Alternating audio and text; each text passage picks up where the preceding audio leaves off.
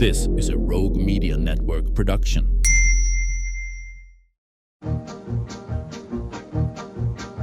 Stars at night are big and bright.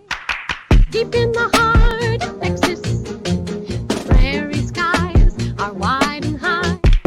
Deep in the heart of Texas, deep in the heart of Texas.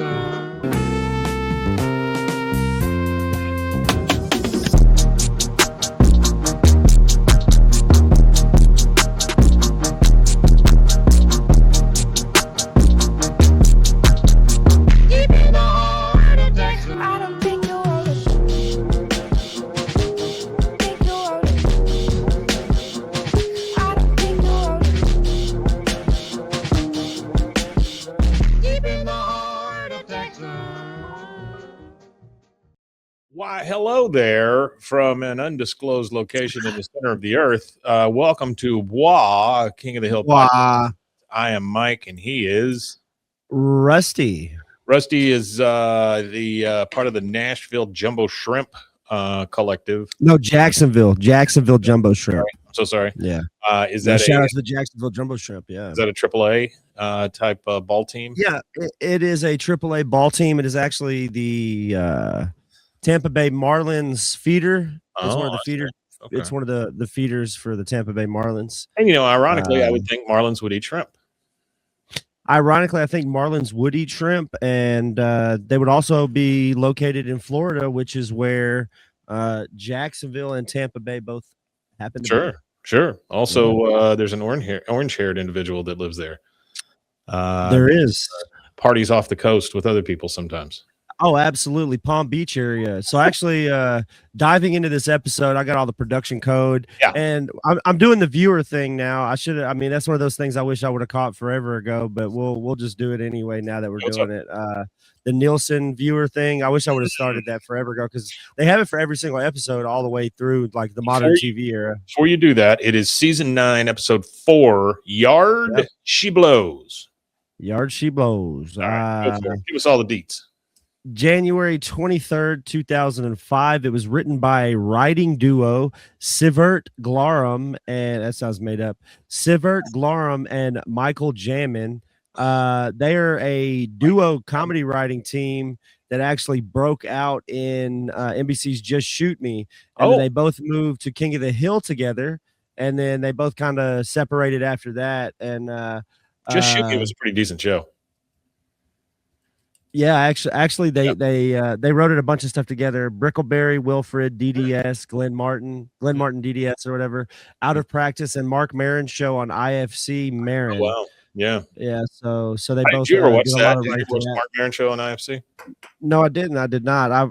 Whenever I had longer hair and it wasn't as long, I used to get compared to I could be a younger version of him. I can see that. Yeah, it was a decent show. It was about it was fictionalized account of his life, but it was about him doing his podcast over in his garage, and then he would go out in the world and visit with people and stuff. But it had like stars on it every once in a while and things like that. It was decent, and it was right before the then they did one with who's the guy that wanted to play with his Willie and show you Louis C.K. They did Louis, that show, which was also a very good show. Anyway, Pamela Adlon was in that, I believe. Yeah, and then she went off to do, what is it, Better Things, I think is what it was called, or Good Things, or something like that. Yeah, and it got a little dramatic for me sometimes. I don't need a super dramatic thing. I don't want to know that your teenage daughter is hooked on drugs or anything while I'm trying to laugh at your wacky situations. No, that some stuff gets too deep for comedy. But so the voices in this one is Beth Grant. She played Blanche on what was that? What was it? Sister Blanche? Is that her name? On Golden Girls? Was she on Golden Girls? No, I guess she wasn't on Golden Girls. No, Beth Grant was. She played some character named Blanche, but whatever. Okay. She was in Bois on the Cat on a Hot Tin Roof. Yeah. She was the mother at the farmhouse in Rain Man. She's actually been in 3 Oscar picture winners, but she was also in Donnie Darko, A Time to Kill, Little Miss Sunshine, Child's Play 2. Sunshine. So she's been in some good movies. There's a character named Carla Jean in No Country for Old Men, and she played her dying mother. Okay. She's been in Coach, the TV show, Everwood, Delta, The Golden Girls, Malcolm in the Middle. Coach is another one of those that was a good show when it first started. In a few things. Well, she was in Golden Girls. I wonder what her golden. Let me go to the TV. She could have been that Blanche, because Blanche wasn't Blanche. No, that's Dorothy. Wasn't Blanche the Hooer? No, she played. Yeah, that's who it was. The Hooer. Yeah, she played in 2 episodes. Actually, she just played bit characters in 2 episodes, but she's been in a lot of different stuff. A lot of here and there. She actually does 11 character. This isn't the first time. This isn't the first time that she's done a King of the Hill voice either. She does over 11 episodes of King of the Hill. So that is one thing you can say about these guys, that they are. Oh, I'm dumb. Blanche is the character in King of the Hill. Right. In this episode, she plays that character, Blanche. They're pretty damn loyal to the people who show up and do voices. Like they just continue to come back and back and back. Well, this one's got a unique one too. So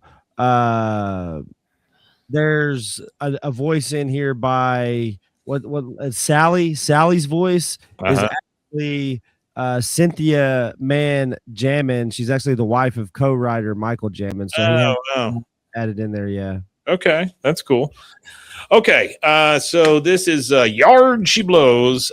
Peggy tries to spruce up the front yard by purchasing a lawn gnome, much to Hank's horror.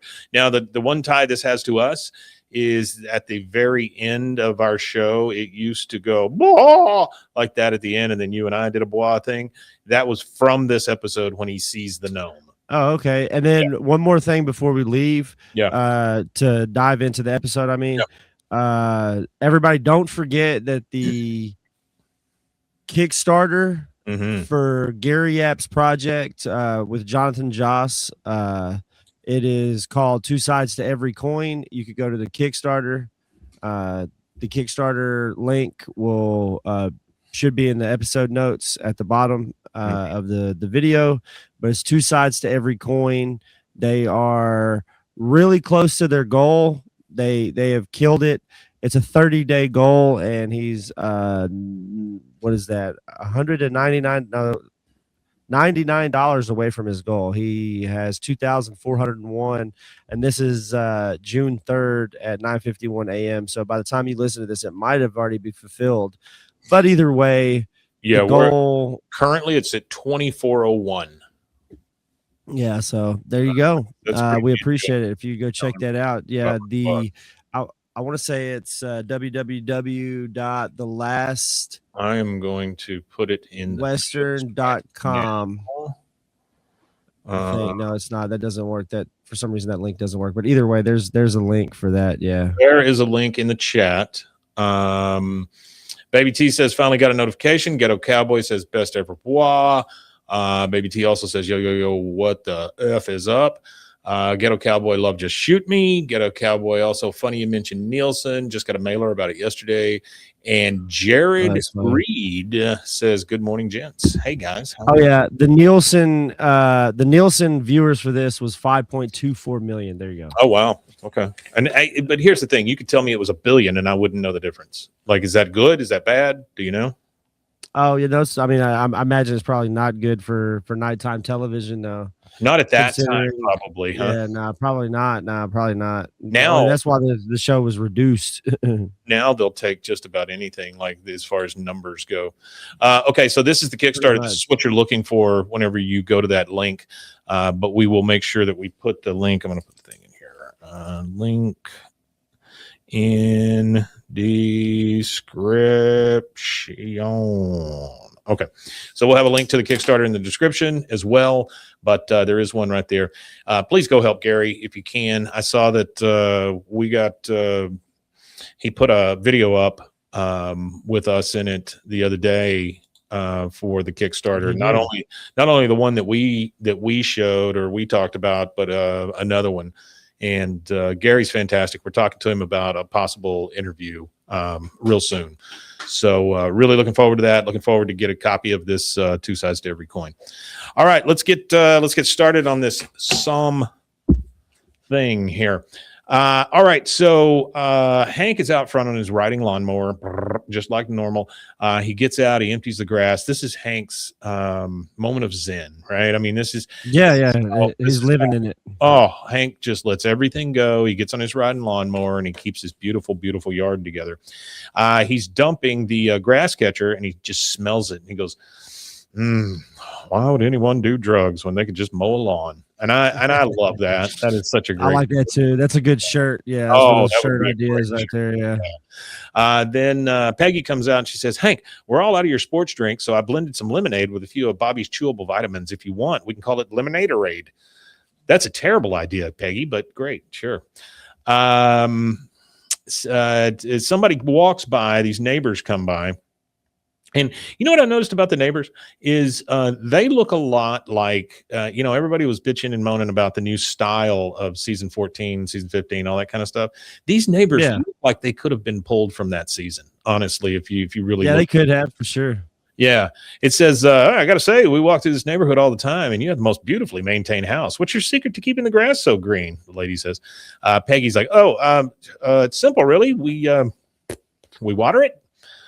So she has nothing. She has no idea how they maintain the yard. Absolutely no idea. And it's actually bad to do lawns. Lawns are actually terrible for the environment. Yeah. We should all roll around in the very tall grass. Well, what I want to do is I want to. Well, it's not very tall grass. I want to do native. Like if you do a bunch of native grasses and native plants and stuff like that, you could get a special thing for your yard to where the city can't bug you about your yard being overgrown or not mowed properly. So I just want to do that. So you want to say that one more time? What do you want to do with what do you want to tell the city to do? So there's this thing that you could do through the state where you make it like a wildlife. It's not this exactly, but it makes it like a wildlife thing for your yard. So if you have a bunch of Texas native stuff, it's good for like the bees and the birds and like the migratory birds and stuff like that. My wife and I, we go on walks, just around the blocks and I mean, we walk, I don't know, about 2 miles probably, which, at my age and my health is great. Trying to get rid of all the extra compartments that I'm starting to clog up in my heart. So, but we walk by this one house and dude, I got to tell you, just in the front yard alone, front yard and side yard, they've probably got 50 trees planted. And I don't know how they even get around in their yard. There's so many of them. It looks like ants invaded because all the piles are, all the piles of dirt around them are huge. And then these are not small trees either. These are 12, 15 foot tall trees. And it's got to be super expensive, but I just don't, if a storm came through or something, I would just be scared that my house is going to get leveled by my front yard. It just, I think so too. Yeah. It's just far too many trees. I love trees. Don't get me wrong. I'm not a tree hater, but we're not tree haters. We're tree lovers. Not tree haters. That's right. I'll plug any hole a tree has. Oh my God, no.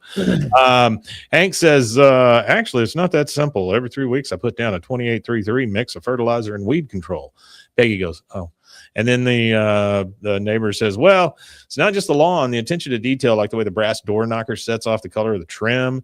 And then the lady says, oh, right. And it matches the hinges perfectly. Did it come as a set? And Peggy goes, well, I'm not sure. Hank says, well, interesting story about the screws in those hinges. There's nothing interesting about that, Hank. Nothing at all. Peggy trying to be the popular one says, hey, you want to see something really great? She takes them inside and she takes these poor people in her house, takes them into the bedroom and shows them these curtains she has. And she goes, just look at these drapes and tell me they're not real velvet. Huh? Interesting story. I bought these the day John Lennon was shot. Peggy, that's not a story. It's not a story. And these poor damn people. It's very, very awkward. Catcher in the Rye. Catcher in the Rye. Okay. That was in the I mean, I can't remember the shooter's name. I used to know his name. Oh, off the top of my head. Yeah. No, Hinckley was the one who shot Reagan. It was John Jingleheimer. Jacob Jingleheimer Smith. Yeah, That's what it was. See? Yeah, I can't remember who it was. All right, we're in the bedroom. They're getting ready for bed, and she's like, "Oh, what was I thinking? Dragging those people off the street? They probably thought I was nuts." Hank's like, "Yeah, I was a little confused myself." She goes, "I guess it just hit me. I have nothing to do with our house's curb appeal. Hank, from now on, I am becoming more involved in the front yard. Maybe plant some exotic flowers, something that says Peggy Hill lives here." Hank is horrified, number one, and he's trying to get in front of this thing. He goes, "Oh, the front yard, huh? I tell you what, how about we repaint the kitchen? You could pick out any shade of white you want. Eggshell, ivory, Swiss coffee. Sky's the limit. All the whites." Peggy says, "The front yard is a statement a home makes to the rest of the world. Right now, it's your statement. It should be our statement." He goes, "Well, I guess we could try a few flowers under the windows, but nothing that climbs." He is very worried about giving up his area, which is absolutely the front yard. It would be like her saying, "Hey, let's turn the garage into a dance studio or something." You know, that would be a no-go. That would be a no thank you. Yeah. All right, now we got all four guys in the alley. So we got Bill, Boomhauer, Dale, and Hank. And you hear, "Yep, yep." And then you see somebody zip by, and it is Joseph on his little mini bike. Did you ever have a mini bike? I never had a mini bike, but I've rode a mini bike before. Yeah.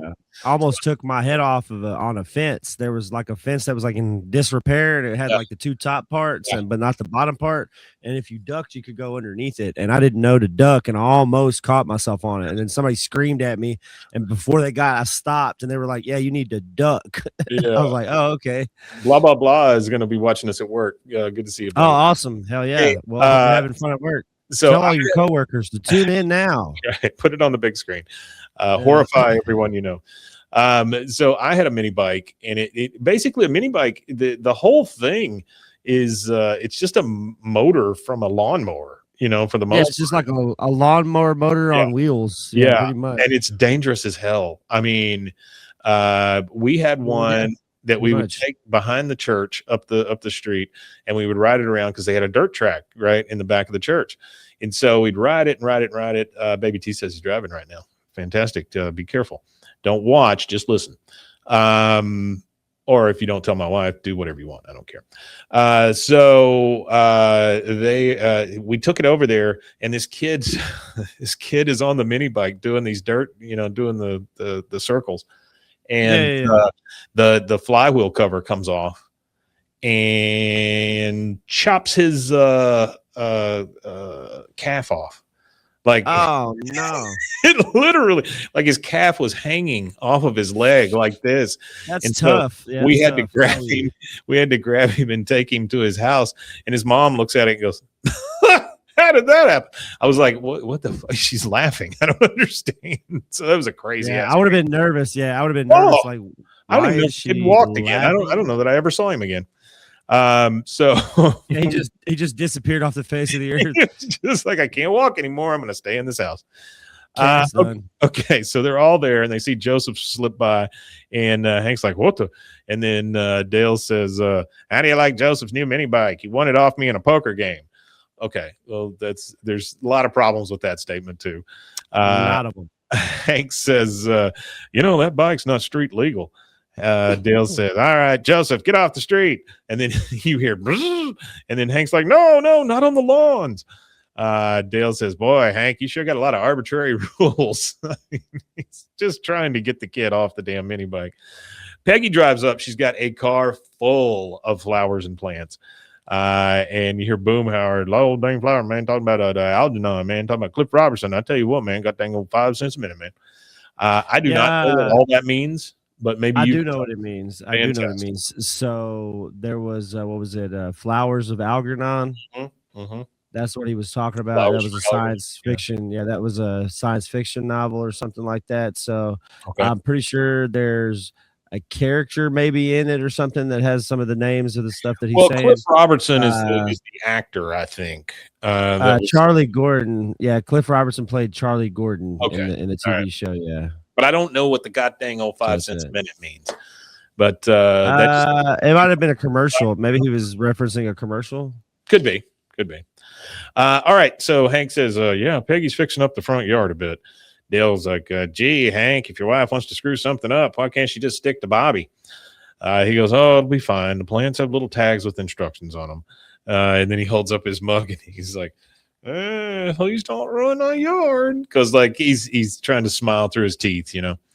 All right, now Peggy is trying to save a dying plant. This is a little later. She's down there with a squirt bottle. She is, yeah. She's trying and failing. All 4 guys are back there watching. Congratulations, Bill. You no longer have the worst yard in Ireland. It's rough. He goes, Peggy's traveling circus of death has seen to that. Boom. Howard says, yeah, wow. Man, like damn old Grim Reaper man talking about an old sunflower, and then in Petunia, and then old Daisy too, man. It's like a Greek chorus of Hank's humiliation. That's right. It is. And Hank says, oh, she's trying so hard. Joseph zips by on the mini bike. Dale goes, Joseph, that's not a toy. So he pulls up in front of him. He's worried about the German helmet that the kid has on. And he goes, hey, you put a dent in it. And he goes, oh, sorry, Dad. I sort of crashed into a telephone pole. Now, this is unique for King of the Hill for me, by the way. And maybe this has happened a lot and I just haven't caught up now. But in this specific episode, in the background, there is almost a C plot going on only through like what they do in the background. So we'll get to it as we go. But currently, Joseph is wearing a Nazi helmet that Dale had, and he's worried that he put a dent in it. And he said, sorry, I crashed into a telephone pole. So Dale says, oh, I don't care. I can't stay mad at you. Boy, I bet you can't stare at that thing with your feet. And then Joseph just zips off on his little mini bike. So Hank says to Peggy, so Peggy, maybe it's time to pull some of those dead plants. And then you hear a crash in the background. So this is the first of those little the very first one. Yeah, you hear a crash, and then the guys just kind of look at it and they just kind of walk towards where you heard the sound. Peggy says they're not dead. They just need some more sunlight. There's no damn sun. He goes, well, maybe if you. No one asked for your opinion. Okay. I'm sorry. I just really want to do this on my own. And then Men and what's his name? Men and Con. Jeez, what? Oh boy, it's early. Men from the side said, listen to your husband, Peggy Hill. If there's one thing that Brillo-haired hillbilly can do, it's farm. And then Con's like, angel of death, meet old MacDonald. E-I-E-I-O. E-I-E-I-O. She says, I tried perennials, I tried annuals, I tried succulents. Hank's like, well, you just got to keep trying until you find the right thing. And when you finally do, you'll know. She goes, oh, thank you, Hank. And she touches his arm and he goes, she just touched your arm, quick, amputate. And they just start laughing. She's just got such a black thumb. All right, we're at the Megalomart. It's Enter Winklebottom. That's right. Peggy and Luann are over there just looking at the tags on flowers and stuff because she's got to get some more. And let me tell you, Rusty, I love my wife. I love my wife dearly. I hope so. But she's not the best at taking care of plants either. She really tries. She really does try. But we have a lot of things that come to our house to die, and most of those are plants. There used to be fish. I would bring fish in, and then they'd all be dead. But if she's just killing plants, then I guess there's no harm in it. You know? Yeah, hell yeah, for the plant graveyard at Mike's house. Yeah, that's right. If you have a plant ready to die, bring it on over. Mike. That's right. Yeah, Rogue Media Network. We have kind of a plant hospice over there where we'll take. You should start. This would be hilarious for social media. You should start a flower graveyard like Instagram page or something. I like that. So every time your wife buys a plant, you take a picture of it and record it. And it's a great way to get divorced. And then when the plant dies, you repost it and say not when she dies, when the plant dies, you put born on or whatever day she buys it, and then you put died on whatever day you found it wilted. Yeah. That'd be funny. All right. So she says, so she's there looking at plants, and she goes, she's asking one of the Megalomart guys. She goes, "Excuse me, do you know of a plant that can withstand overwatering, inadequate fertilization, perhaps some overzealous pruning?" He goes, "Yeah, they're called weeds." She goes, "Great, give me a trick." You know what, Hotshot? You may think you have the world by the tail right now, making $5 an hour with that ridiculous red vest, and then Luann speaks up and goes, "Just give us a flat of impatience." And she pulls Peggy off and whispers that to the guy. And then Peggy looks at him and goes, "I'm not done with you, Pimples." Pimples, poor kid. Pimples. They're driving home, and Peggy's like, "Impatience. Everybody has impatience. Sounds like it's going to wow the pants off anyone." Luann sees a sign and she goes, "Ooh, an estate sale. Pull over. Dead people have tons of clothes that they don't want anymore." Peggy says, "Fine, but make it fast. If these turds die in the car, I'll set a new record." So she's not even nice to them when she's taking them home. Like, she's, "If these turds die in the car." She sees some plants and she goes over and she starts talking to the owner. And she goes, "Oh, what a beautiful morning glories." She goes, "Oh, thank you. Are you a gardener?" She goes, "I'm beginning to think no." She goes, "Oh my God, I love that. What's that called?" And she's pointing to the gnome outside, right? Winklebottom. He goes, "Oh, that's a Winklebottom, kind of a rarity in these parts. Came all the way from Germany." She goes, "Boy, that's exactly what I need in my front yard. Would you consider selling it?"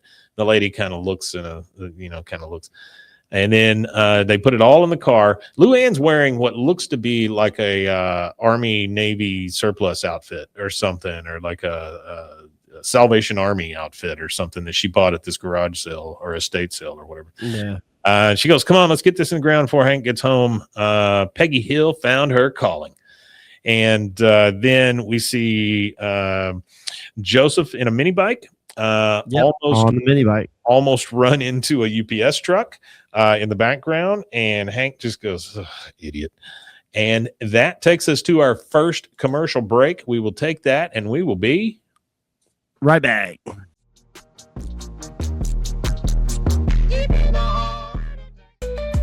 Join the Daily High Club, the premier destination for glass water pipes, vaporizers, and accessories. Since 2015, we've sold over 1 million quality products and teamed up with legends like Snoop Dogg and Tommy Chong. Ready to elevate your smoking game? Visit dailyhighclub.com for our El Primo subscription box or shop unique pieces today.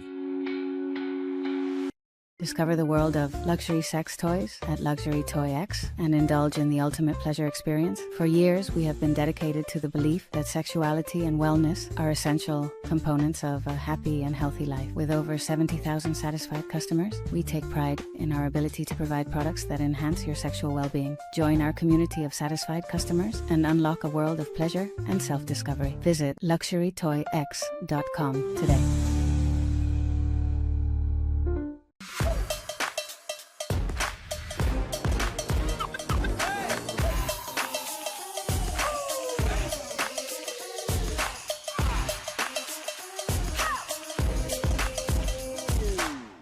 Apollo Neuro is a new kind of wearable that helps your body recover from stress, that helps you calm down and feel better. You sleep better, and you can get back to being yourself. Learn more at apolloneuro.com. I'm Hunter, the founder of Hello Cake, and today we're digging into ED meds. The number one thing we hear is that guys are sick of waiting for ED meds to kick in. Traditional ED meds take about an hour to kick in as they have to go through your digestive system, where Hello Cake's ED medication dissolves under your tongue and works in about 15 minutes. That's about 3 times faster than traditional ED medication. Curious about ED meds? Go to hellocake.com.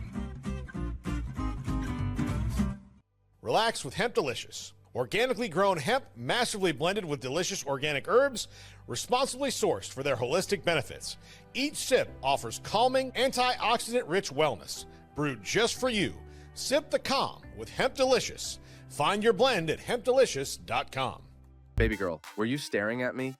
You know that's not convincing, right? Try again. Well, you shouldn't just be staring then. You should taste. I miss your presence, your laughter.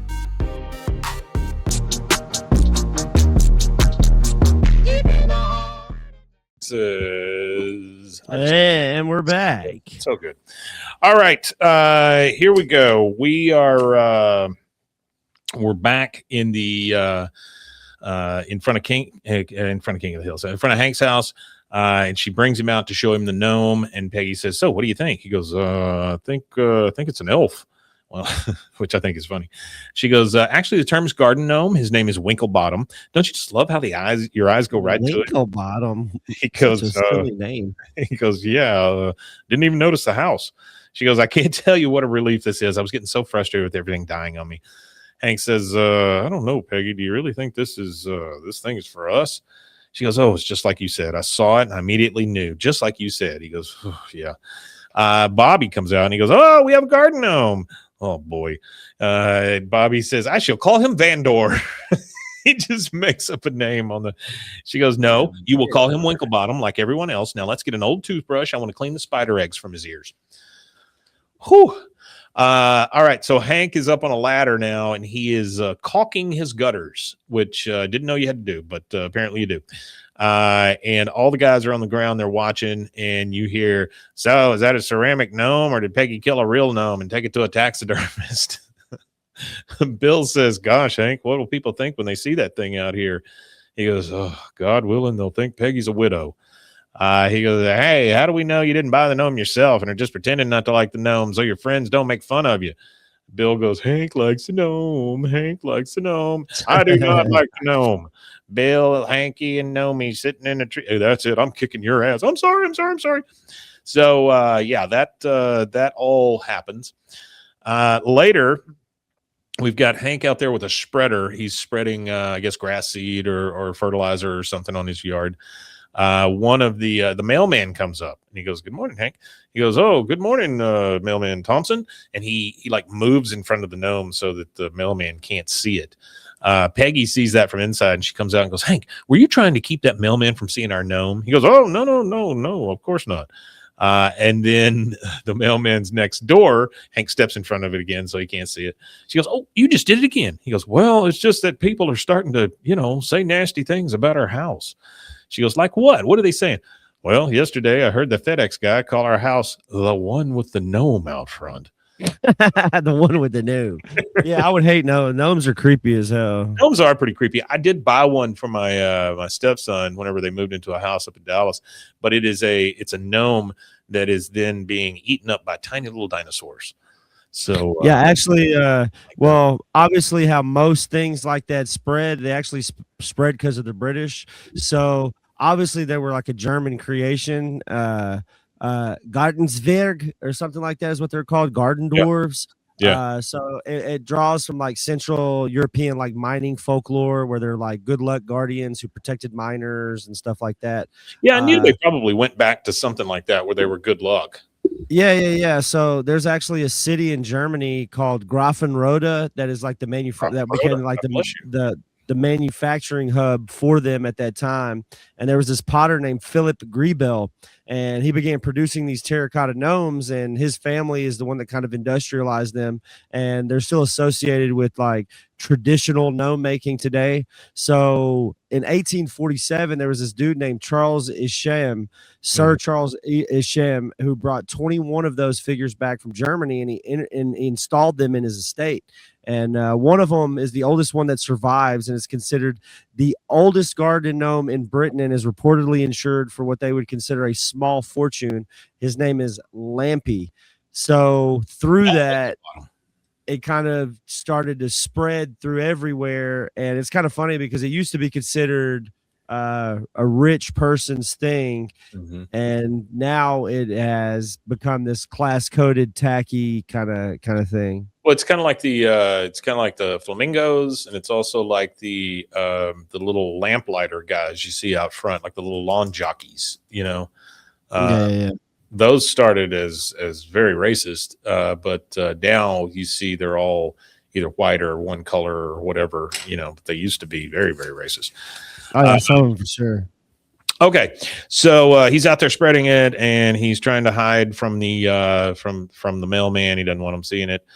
She goes, "Oh, I see what this is all about. For years, everyone has always raved about your grass and your hinges, and now you're afraid of being displaced." A passerby comes by, and she says, "My God, what a beautiful Winklebottom." And I've never heard that in my life. Peggy says, yes, very good. This is a Winklebottom. How did you know? She goes, are you kidding? I'd recognize one anywhere. That darling bulbous nose, those adorable hairy knuckles. This is a 1932 original handmade by Klaus Ziegenleif himself. She goes, really? Uh-oh. You hear that, Hank? He goes, yeah, I heard Klaus it. Ziegenflaus. She says, I am just so envious, but do you mind if I offer up a little tip? Your Winklebottom is facing southeast. Technically, he should face north. Oh, wonderful. Why? She says, well, that's where they're more apt to find tree moss, which is how they make their delicious gnome tea. This is getting off into like furry territory or something for me, right? Yeah, it's getting a little weird. Yeah. Same deal with Hank. She goes, oh, that is so charming. He goes, no, it's not. Then the lady says, oh, there's so much lore for you to discover. You're going to lose yourself for hours in all the chat rooms and message boards. Hey, are you into Babylon 5? Peggy goes, no, should I be? I mean, she's just looking to be in on anything she can possibly be. I don't think you should be. No, you shouldn't be part of that. 5. All right, next day, we're at breakfast. Peggy is reading a book called Gnomania, and Hank is reading the paper. She goes, oh, and Bobby's sitting there too. Oh, garden gnome fact number 28. At night, garden gnomes are quite lively, but they turn to stone the second daylight hits them. Bobby says, oh, I love it. Hey, maybe tonight we should leave out a snack plate for old Winklebottom, perhaps a fruit pie. She goes, no, Bobby. Winklebottom would like mushrooms and dandelions and a thumbful of peppermint schnapps. He goes, look, Mom, they have a whole section called nomenclature. Hank lowers the blinds and he looks out just so he can't see the gnome. He just doesn't want to see that stupid thing. All right. Now we see Bobby out front. He's got his sunglasses on and he's playing Secret Service to the gnome. He goes, thank you, President Winklebottom. I would love to join you for tea in the Rose Garden. Oh, we got a shooter. I'll take a bullet. And he jumps in front of it. He hits the gnome. The gnome falls over, breaks its ear off. And he goes, oh. And then he runs into the garage and he goes, Dad, I need your help. I broke Winklebottom. He goes, oh. Okay. All right. So I got to pause here. So yeah. He takes him in there. He takes Winklebottom in there with a broken ear. Okay. Hank is what? Hank is a fix-it guy. Yeah. Hank is this. Hank is that. Yeah. Why in the hell could Hank not grab some crazy glue off the shelf and glue that damn thing's ear back on and call it good? So this right here is the lie. The big lie from Hank. This is his chance right here, and this is where he gets mixed into the whole. I'm going to hold something from my wife or whatever. It turns into a murder, basically, is what it turns into. Him and Bobby covering up a dead body. But he goes, all right, let's take a look. And then he pulls out his drawer, like you were talking about. And in that drawer, there is model glue, there is epoxy, there is wood glue, super glue, rubber cement, and then ceramic glue. So he specifically has ceramic glue. He picks it up, he looks at it, and then he decides, I'm afraid there's nothing I can do. Sorry, Bobby. Like, this is his chance to get rid of this damn thing, right? Yeah, for sure. Just his chance. Let's see. Okay. We need to get we need to make a pin that says "Justice for Winklebottom," and then it's got like Hank's face in the background with like bars on it or something. He goes, I'm afraid there's nothing I can do. I'm sorry, Bobby. He goes, but Mom loved that gnome. She's going to kill me. He goes, Bobby, calm down. He goes, how do you expect me to calm down? You can't fix it. He goes, yeah, but maybe it's for the best. Your mother had grown way too attached to that gnome. Better that something happened to it now before she got even more attached to it. Don't worry, Bobby. I'll take care of everything. He goes, oh, okay, Dad. Thanks. Don't sweat it. That's what being a father is all about. What, lying? So now they are driving at night. They've gone out at night. Not sure what they've told everybody. I don't know. They're driving at night, looking for a place to dump this damn gnome, right? They've got it wrapped up like a dead body with ropes around it and stuff. He goes, okay, we're going to dump him in one of these cans. And if he doesn't fit, just whack him a few times with this fire extinguisher.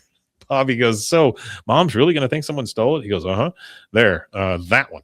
He goes, I don't know about this house. There's a lot of lights on because they're driving through a neighborhood and he wants him to dump it in another trash can. And he goes, all right. And then he gets out to try to do it. And you hear from the inside, is that you, Janet? And he goes, and he gets back in the truck and takes off. So they can't dump it in a regular trash can. Then they drive out into the middle of the woods. This is right under the water tower, right? Because we see the water tower and it goes down and it's right under there. He goes, "Oh, Dad, we did it. We really did it." He goes, "No, yeah, we didn't." They had buried this thing in a shallow grave, right? Covered it with leaves. And then he says, I really think that, Hank, this is in chat. Baby T said, "I hate Peggy" in this episode. But also, Hank has some kind of little shitty Hank on this episode, like roping up Bobby into the lie and everything. Yeah, no, he definitely does. And they've buried it in a shallow grave. They've covered it up with dirt and leaves. And then he goes, "Oh, Dad, we did it." He goes, "Not yet, we didn't." And he backs over it and then forwards over it. So he's run over this damn thing twice to just smash it to smithereens. And he goes, "Bobby, we are never to speak of this again." And I swear to God, it's almost like it was like a episode of Goodfellas or something, the way you take out a body. All right. That's going to get us to our second commercial break. We'll take that and we'll be right back.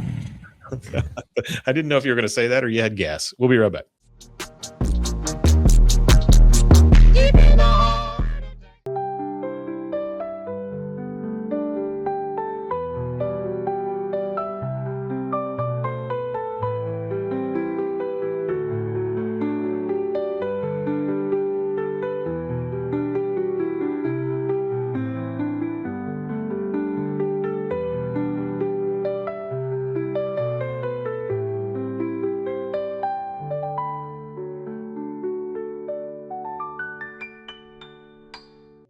Farmhounds offers natural treats and chews made with quality products that support family farms, regenerative agriculture, and humane farming practices. Give your dog the best with wholesome, organic ingredients that promote health and happiness. Shop now at farmhounds.com. Tervis is all about staying hydrated. Each product is built to last and comes in endless designs to match your personality. Stay refreshed and express yourself with Tervis. Visit tervis.com today and find your perfect tumbler. Protect your online privacy with NordVPN. Browse securely, access content from anywhere, and keep your data safe with military-grade encryption. Whether at home or on the go, NordVPN ensures your digital freedom. Stay secure. Download NordVPN today at nordvpn.com. That's NORDVPN.com.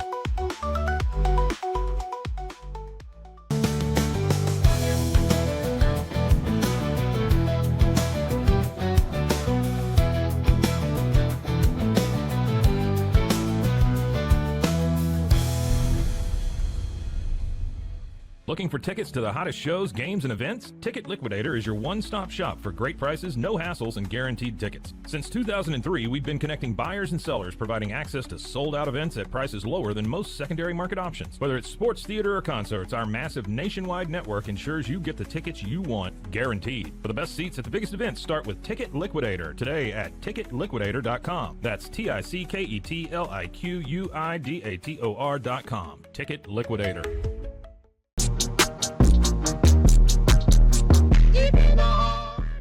So happy you stuck around. Thank you for being here, everybody. Thank you for being here. Okay, so we are, it's morning. Bobby looks super guilty for some reason, but oh man, I keep hitting my mic and it keeps doing things. Hang on one second. Let me reseat that. Okay, we're good. Whoa. Damn, yeah, I don't know what's going on. Anyway, okay. Okay, here we go. Birds are chirping, dogs are barking, neighbors come by and there's like, "Good morning," they're saying to Hank, and he comes back in and Peggy, the gnome is missing. Peggy goes, "So how was miniature golf last night?" Bobby says, "Okay." Hank goes, he goes, "We were there for 90 minutes. Dad shot a 3 under par and I shot 4 over. Later we stopped for ice cream." And like, it was just, just boom, boom, boom, boom, boom. Because he's telling this story. He's having to try to stick to this story. Yeah, he's having trouble with it. I don't know if it's his conscience or what. I think it's a bit of his conscience. 100%, it's his conscience. Yeah, we hear a thump outside. Peggy goes, "Oh, there's my paper." She goes out front. She goes, "Ah!" And Hank looks at Bobby and goes, "Remember, son, everything's going to be okay." She goes, "Winkle bottom, my winkle bottom." And she's just staring at the empty space in the dirt. Hank comes out and goes, oh, this is just awful. She goes, who would do such a thing? He goes, hooligans. It's always hooligans, right? Hooligans and their, and their goofball pills. She's just crying. She goes, oh, it's so senseless. A neighbor comes by, the same one that was telling her about Babylon 5, and goes, oh my God, Peggy, Hank, what happened to our Winklebottom? She goes, oh, I don't know, Sally, I don't know. Now, you were saying Sally is the one that is the wife of the that's the wife of Michael Jamin. Yeah. No, he's not an animator. He's a writer. The writer. He's a TV show writer. Yeah, the writer. He's a TV show writer, and he's actually one of the ones that I've reached out to try to be on the show. But I want to be polite. He was one of those ones that was kind of like not receptive. I wouldn't say no. Well, it was no with extra, but yeah, no. He said no. I got you. Okay. All right. So the next thing you see, he says the cop shows up because old Sally has said she's going to take care of things now. Later, the cops show up. They're there in front of the house, and the cop says, so is Winklebottom his first name or his last name? Peggy's like, oh, it's just Winklebottom. Damn it. We're wasting time here. He goes, listen, I'm just trying to be thorough, ma'am. Now, did any of you hear strange noises last night? Hank says, no, sir. I was here all night. She goes, no, you weren't. You were out playing miniature golf last night. Bobby goes, he shot a par 3. He shot 3 under par. I shot 4 over. We stopped for ice cream. Like he's just robotically telling this story, boom, ba boom, ba boom. The cop says, oh, yeah, that course out there on Lexington, that last hole's a doozy, isn't it? Hank goes, yes. She says, please, officer, tell me you'll catch the bastards who did this. I mean, she goes right to bastards, right? He goes, honestly, ma'am, bastards, yeah. Honestly, ma'am, there's not much I can do. Teenagers are always stealing these things, doing God knows what to them. If we ever do find your Winklebottom, there's a good chance you're not going to want him back. She goes, oh, no. And then you hear tires screeching, and you see Joseph on his mini bike, and the cop goes, hey. And then he goes up to Joseph and he goes, fancy riding, Tex. So that just shows you, like in Texas, you're in Texas, mini bike, they're just like, yeah, screw it, it's kid having fun. Joseph's over there doing donuts or whatever. We go to a little bit later, and Hank is outside and he's watering his plants, and he's singing the Green Acres theme. Green Acres. I actually have a friend named Green Acres. For me, really? Yeah, spelled differently than that, but it's like a family name. That's one of my favorite shows. Like it was such a good show. That and he was Green Acres the Third. That and Petticoat Junction, which was a spinoff of Green Acres. Okay. I've never seen that one. Yeah, such a good show. So he's singing and he's happy and everything because the gnome is gone. Then he kind of looks over and he sees Peggy, and she's very sad. And he goes, "Oh heck." And then he goes over to her and he goes, come on, Peggy, it's just a garden gnome. She goes, yeah, and propane is just a stupid gas. I mean, hitting close, right? She's right below the belt. Way below the belt. She goes, oh, I'm sorry, I have no reason to lash out at you. It's just that I get praised. You get praised all the time about the house, but I don't. And that's why Winklebottom was a big deal for me. Complete strangers would walk by our house and say to themselves, that's the lady with the cool gnome. Now I'm just the old hag who picks up dog poop with a hockey stick. Oh, she uses a hockey stick to pick up dog poop? Right. Oh, Montana. I forget she was from Montana. That's right. That's right. Goes in the living room. Bobby is reading a copy of Teen People. And Hank goes, Bobby, I'm telling your mother what happened. He goes, you're what?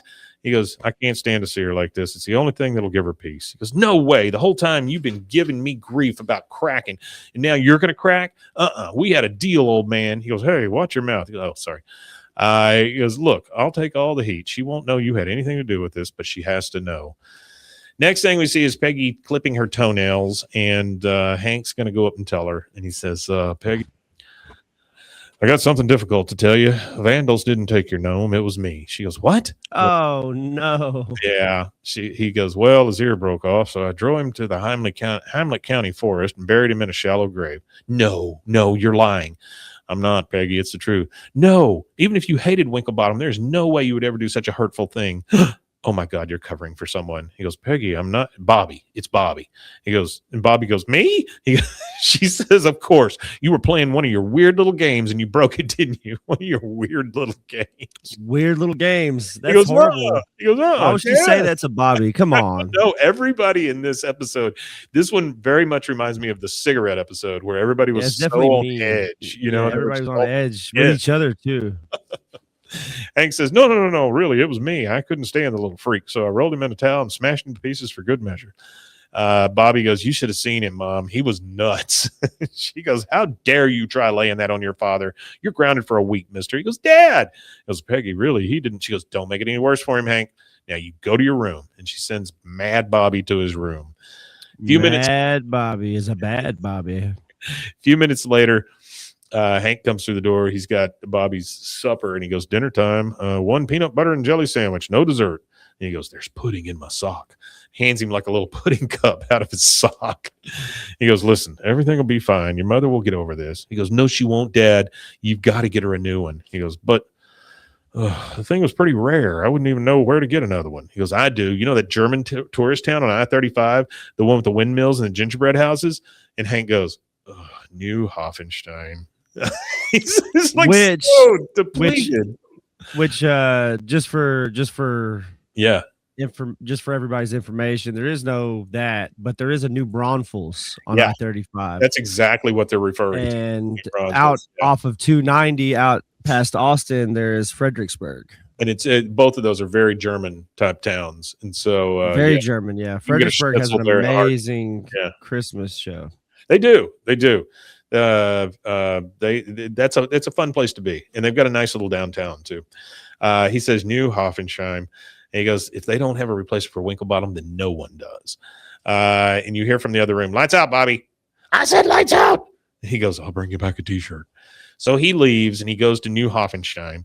Hank is at a place called Gnome on the Range. Gnome on the Range. He walks in and he goes, I need a gnome, not just any gnome. I need a Winklebottom. The guy goes, a Winklebottom? Why don't you just ask me to move a rainbow? He goes, I can't tell if you're being sarcastic or just weird. There's your shirt. I can't tell if you're being sarcastic or just weird. The guy says, if you're lucky enough to get a hold of a Winklebottom, you better hang on for dear life. Now, if you want something spectacular, how about one of these? Just marked it down 80%. And he shows him it's the guys on Iwo Jima planting the flag, but it's a bunch of gnomes. Nomojima. I would not want that. I would not want that. Oh, but back to the quick German thing. I was just going to touch on the German thing again. Please. So I think we probably mentioned this a bunch, but if this is the first time you've ever heard us, this is the first time you hear this. So Texas has an extreme amount of German culture as far as populations that immigrated to Texas. I want to say that German was probably one of the largest populations of people. This is pre-World War I immigration is what I'm talking about, but post Texas Revolution. So there's a lot of German culture in Texas, a lot of German towns and stuff like that. We have a Czech community that's right up the street. So we have a lot of Czechs and Germans and stuff like that. One of the Six Flags is not Germany, actually. The Six Flags are France, Mexico, Spain, the Confederate flag, the American flag, and the Texas flag. Those are the Six Flags. Okay. I would have argued that also, Baby T. I would have thought that was a German one of the flags. No, it's not. He's right. It is a lot of German culture. Yeah. There's a lot of German culture in Texas, though. Now, he does make a very good point here. He says, all this over a damn gnome, but we can't have weed legalized. He's got a point. Of course, this is a fictional show as well. Jared, I do like the fact that you're keeping up with the theme and singing it to us in the comments. Thank you so much for the claps. All right, so he's at Gnome on the Range. He goes, well, hey, what's that one over there? He goes, oh, that's an antique Figgleforth. True, he looks very similar to a Winklebottom because they're all the same. And he goes, but let me warn you, completely different personality. He goes, wrap him up. Let me get him out of here. This old lady comes in and grabs it and goes, oh, a Figgleforth. And they start kind of fighting over it. She goes, excuse me, I had him first. He goes, oh, actually, you didn't. And then the guy at the store says, hey, let's leave the fighting to the trolls, huh? Like, that's better. He goes, really, I just need this particular gnome. She goes, who doesn't? I bet this joker doesn't even know where gnomes come from or how they say goodnight to each other or what it means when they shave their mustache, not their beard. He goes, all right, you got me. I'm not a dork. I sell propane. Truth is, I hate gnomes. I really, really hate them.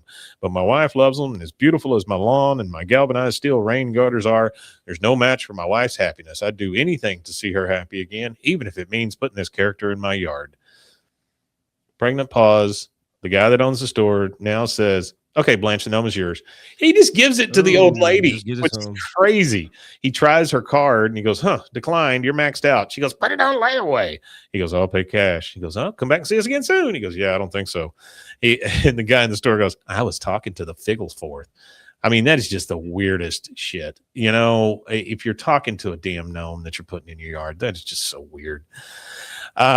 Next thing we see, they're putting the gnome back out.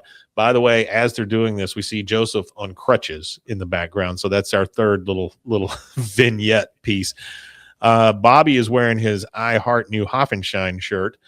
And they go out and they're measuring it and they're pointing it due north. He goes, Bobby says, yep, that's true north. He goes, here, you can give this to your mother. It's the fully executed copy of the adoption papers. He goes, I know. Oh, no, not adoption papers. That was tough for Hank. Yeah, that was a killer for him. He must have hated Cabbage Patch Kids. Bobby says, I know how hard that must have been for you, Dad. You want to talk about it? He goes, just get your mother. He goes, Mom. And then his mom comes out. Bobby, you're supposed to be. Oh, it's beautiful. She sees the gnome. And Bobby says, his name is Figglesforth. He goes, we found him in New Hoffenheim. It was Bobby's idea. She goes, oh, Hank, I love it. It's so sweet of you to give Bobby credit for this, but I know it was all you. Bobby's like, what the fuck? Hank says, what? No, Peggy, he really. Oh, don't worry, Hank. I'm not mad at him anymore. Kids will be kids. I tell you what, Bobby, since your dad's so generous towards you, you can, so can I. I'm suspending your sentence. He goes, thanks. He goes, yep. Now he's out here for the whole world to see. She goes, now that I think about it, I'm not even sure I want to keep him on the lawn. He goes, you don't? She says, well, you heard that policeman say people steal these things all the time. Maybe it's best if we keep it inside. And Hank says, yes, perfect. Oh, that makes so much more sense. Inside. And that is it. Other than during the credits, we do see that the gnome is on their dresser staring, and Hank goes to take his pants off and looks and sees that the gnome is staring at him. So he goes in the closet to take his pants off in front of the gnome. Yeah, he doesn't want the gnome seeing him naked. That's hilarious. After the credits, we get Bill saying, Hank likes the gnome. And that is it, my folks. It is season 9, episode, what was this, 4? Yard She Blows. Yard She Blows. Baby T says, seriously, Peggy is the worst. He is absolutely correct. And Jared Reed says, but she got them size 16s, bro. So we got that going for us. You want to tell us where else they can find us, Rusty? Yeah, you can find us at BWAAAKOTH on all social media. And don't forget the Kickstarter. The link will be at the bottom. Make sure you go check that out and donate if you so desire. If not, either way, appreciate everybody. Thank y'all. It's cheap. I mean, it's $5 and $10 is cheap. Kickstarter. So when you think about him raising $2,500, $5 at a time, that's a pretty damn good deal. Thank you again, guys, and we appreciate you always being here. And I believe that leaves us with one thing left to say. Wimatanya. Wimatanya, indeed. We'll see you next time, guys.